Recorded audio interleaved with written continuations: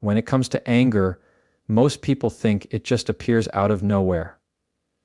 You're calm 1 minute, and the next you feel your chest tighten, your voice rise, your face heat up.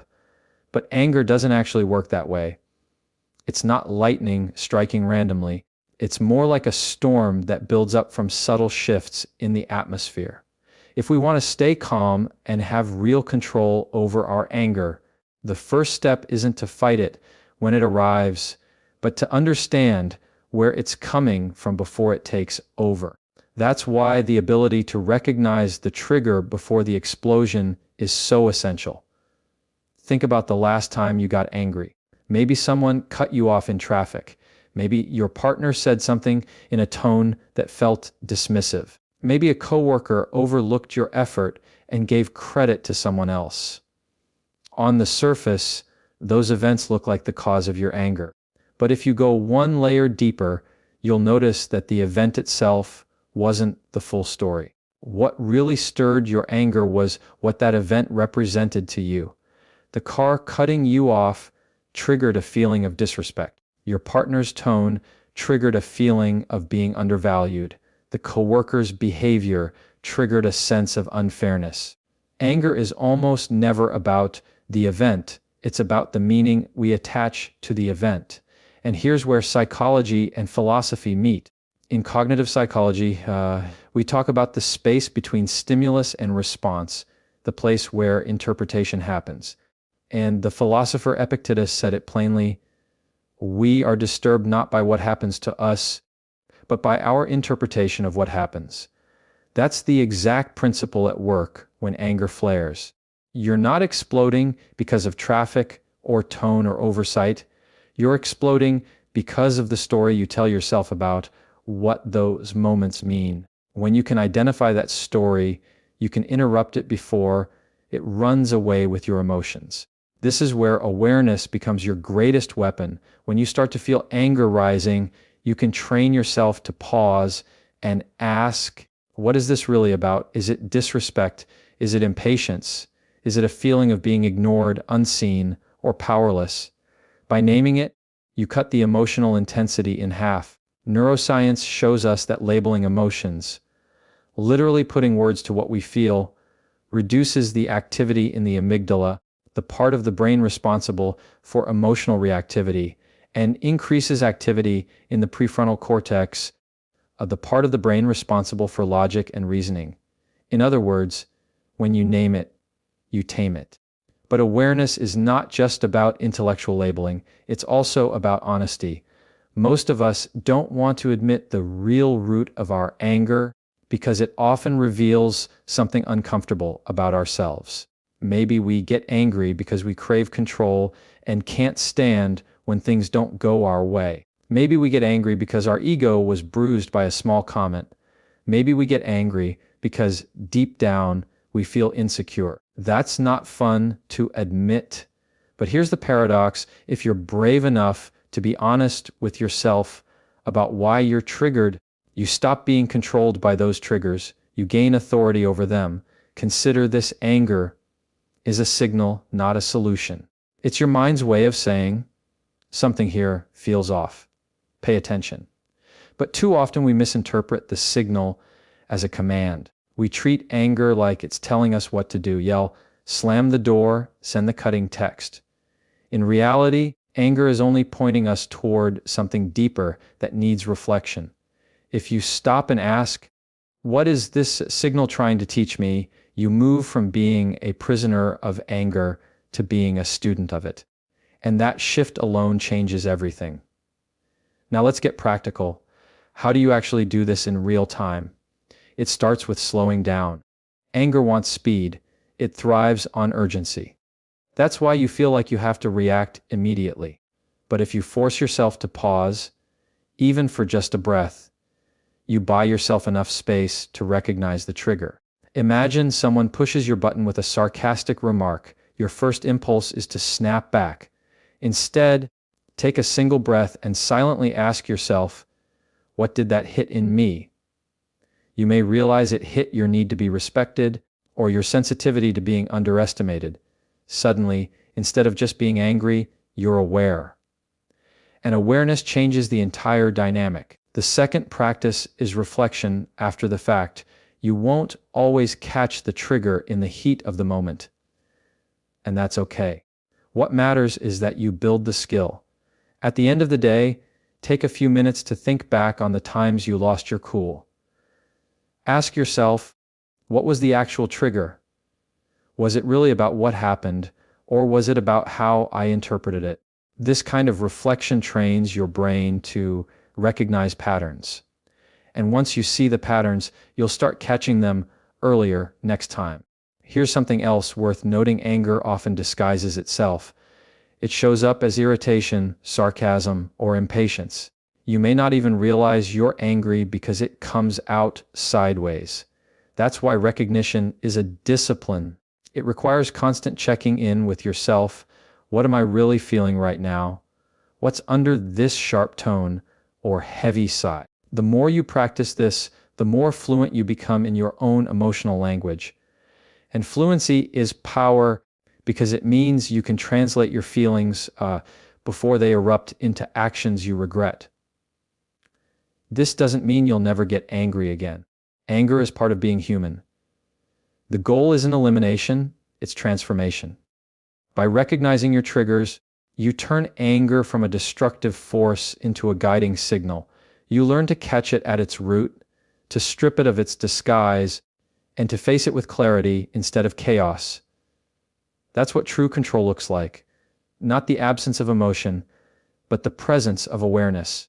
So the next time you feel that familiar spark, the heat in your chest, the tension in your jaw, the words forming faster than your reason can catch them, remember, this anger is not the enemy.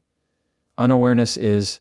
If you can see the trigger before the explosion, you win half the battle before it even begins.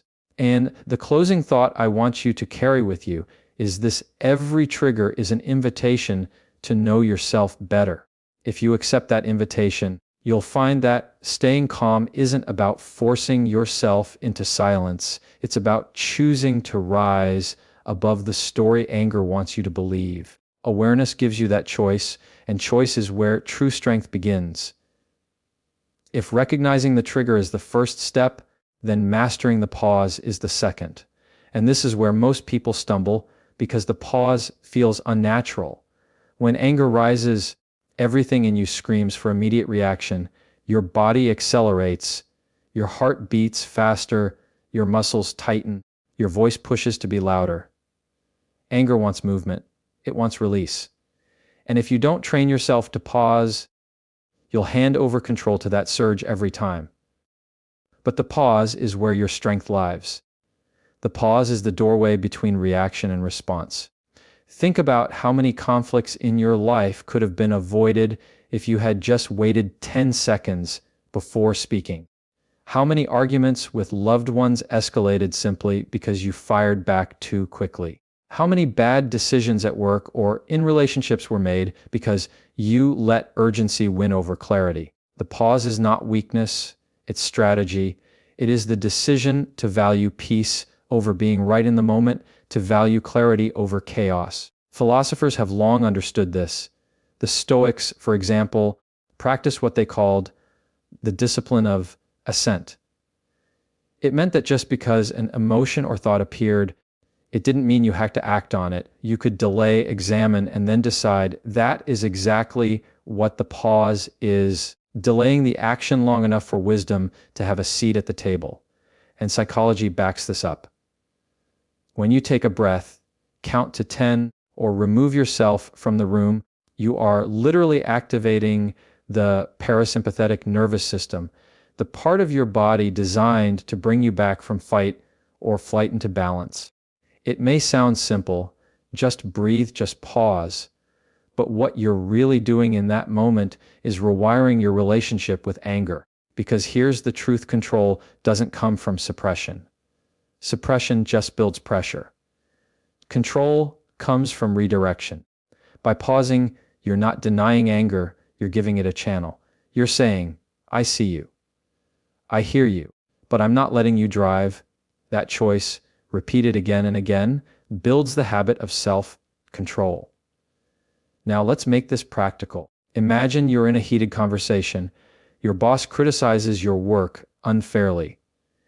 Instinct tells you to defend yourself immediately, to interrupt, to snap back. But instead, you inhale deeply, exhale slowly, and in that short span you remind yourself, reacting will only feed the fire. That breath, though small, becomes a shield.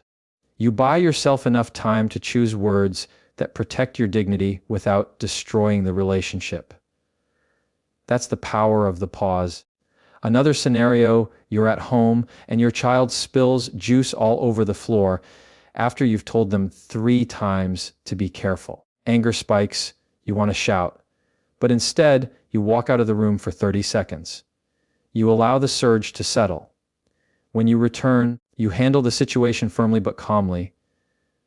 That's not weakness. That's leadership. Because leadership, whether at work or at home, is not about controlling others. It's about controlling yourself. The pause is also about perspective. Time creates distance, and distance creates clarity. What feels urgent in the heat of the moment often looks trivial when given a little space. Think of the last argument you had where, a day later, you realized it wasn't worth the energy you poured into it. The pause brings that clarity into the present. It's like zooming out from the picture. You stop being trapped by the detail and start seeing the bigger frame. Here's where philosophy helps again. Marcus Aurelius, the Roman emperor and Stoic thinker, reminded himself daily, you have power over your mind, not outside events. Realize this and you will find strength. That's what the pause affirms. You cannot always control what people say or do, but you can control whether you give them immediate access to your emotions. The pause is the boundary between your inner world and the chaos of the outer world. But let's be honest, pausing doesn't feel good at first. It feels like swallowing your pride. It feels like letting the other person win. It feels like weakness. That's why most people abandon it. Yet the paradox is this: the person who can pause has already won. Because the goal is not to dominate others with your reaction. The goal is to dominate yourself. That's the real victory. Anger might give you the illusion of power, but self-control is power in reality. And here's something worth noticing.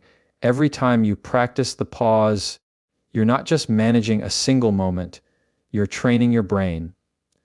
Neuroscience calls this neuroplasticity. Every pause strengthens the neural pathways that support self-control, making it easier the next time. Over time, what once required conscious effort becomes second nature. You don't just react less, you become a calmer, steadier person overall. There's also a spiritual dimension to the pause.